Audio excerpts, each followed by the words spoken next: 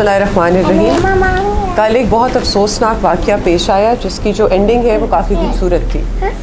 6:17 पे हमें कल कॉल आती है कि एक बच्ची जो है वो फालूदा वाली गली, थाना जो इचरा की हदूद है, उधर से किडनैप कर ली गई है। हमारे सामने जो फुटेज आती है उसके अंदर हमें नज़र आता है कि जो एक शख्स है वो बच्ची को लेके जा रहा है। बच्ची को जब आइडेंटिफाई किया है हमने तो बच्ची 5 साल की थी, उसका नाम किज़रा था। उसने गुलाबी रंग की फ्रॉक पहनी हुई थी और ग्रेश रंग की पैंट्स पहनी हुई थी।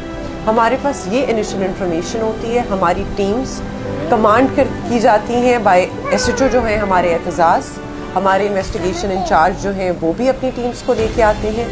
बाकी जो स्पेशलाइज्ड यूनिट्स हैं लाहौर पुलिस के वो भी इस चीज़ को इंटेरोगेट और इन्वेस्टिगेट करना शुरू हो जाते हैं। इस प्रोसेस के अंदर हमारे सामने जो फुटेज आती है उसमें नज़र आता है कि कोई तकरीबन 6 फुट की हाइट का आदमी जो कि 18 से 20 साल की उम्र का होगा वो बच्ची को लेके जा रहा है। ये जो आपको फुटेज नज़र आ रही है उसके अंदर उसके हाथ में एक शॉपर है। ये शॉपर वो बच्ची को पिक करने से पहले जो इर्द गिर्द का कूड़ादान होता है उधर से लेता है। उसका शॉपर लेने का मकसद ये होता है कि जहाँ कैमरा उसे नजर आए वहाँ वो अपना चेहरा ढांप ले, और वो वीडियो में नजर भी आता है कि जिस तरह वो कैमरा देखता है वो अपने चेहरे को कवर कर लेता है। आगे जाके जो हमें फुटेज मिलती है जो कि अनफॉर्चुनेटली हमारी आखिरी फुटेज थी क्योंकि रात का वक्त होना शुरू हो जाता है, उसके अंदर जो मुलजिम है वो बच्ची को फिरोजपुर रोड के ऊपर लेके आता है और बाद में बच्ची को गोद में उठा लेता है। उसके बाद फिर हमारी असल ह्यूमन इंटेलिजेंस की बेसिस के ऊपर इन्वेस्टिगेशन स्टार्ट होती है। ह्यूमन इंटेलिजेंस एक ऐसा एस्पेक्ट है जो आज के टेक्नोलॉजिकल दौर के अंदर हम काफ़ी दफ़ा इग्नोर कर देते हैं, और यही सबसे इंटरेस्टिंग पार्ट बनता है इस केस का, जहां हमारे SHO साहब, हमारे यावर अब्बास जो हमारे अपर सबऑर्डिनेट हैं और उनके साथ कांस्टेबल्स पूछना स्टार्ट करते हैं इर्द गिर्द के बच्चों से कि क्या आपने ऐसा कोई शख्स देखा है। थोड़ा सा आगे जाके किसी दरबार के पास गालिबन या कब्रिस्तान के पास उन्हें बच्चे मिलते हैं जो कहते हैं हाँ जी ये यकीनन यहाँ आता है और नान लेके जाता है साथ वाले तंदूर से। वहाँ से ये आइडेंटिफाई करते हैं बंदे को, पता चलता है ये रिहायशी है वादत कॉलोनी का। ये लोग वादत कॉलोनी पहुँचते हैं, वहाँ उनको उसका कज़न मिलता है और दादा मिलता है। जब वो घर को आइडेंटिफाई करते हैं वहाँ पता चलता है कि सिर्फ माँ मौजूद है, बाप भी नहीं है, लड़का भी नहीं है। जब माँ से हम इनिशियली पूछते हैं तो वो सारी चीज़ डिनाई कर देती है कि उसे कुछ नहीं पता और कहती है वो अल्लाह लोग है, और वो ज़्यादातर इसी तरह गायब हो जाता है। अब इस टाइम पे हमें ये है कि हमारे 8 घंटे जो गोल्डन पीरियड जिसको कहते हैं वो गुजर चुका है। बच्ची को वो जानी नुकसान भी पहुँचा सकता है।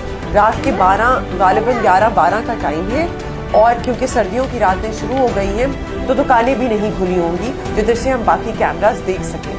ह्यूमन इंटेलिजेंस की बेसिस के ऊपर बाद में कॉल आती है कि भाटी गेट के अंदर एक बच्ची जो है वो रिकवर हुई है।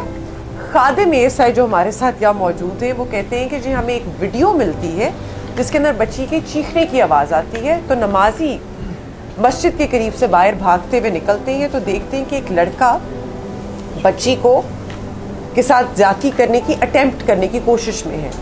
तो वो इस बच्चे को, लड़के को जो हमारा एक्यूज्ड है, और बच्ची को हैंड ओवर कर देते हैं भाटी गेट। क्योंकि रात ज़्यादा हो जाती है तो खादिम ये मुनासिब नहीं समझता कि एक छोटी बच्ची थाने में बैठे, तो वो एक बहुत मुहज़्ज़ब आदमी जो है मोहल्ले के, जो वाइस वहाँ के गालिबन चेयरमैन है, उनको बच्ची हैंड ओवर कर देते हैं। उनकी बेगम के पास ये सेफ कस्टडी में होती है, मुलजिम उनका थाने में मौजूद होता है। उतनी देर में SHO साहब, उनकी टीम और हम पहुँचते हैं भाटी गेट थाना।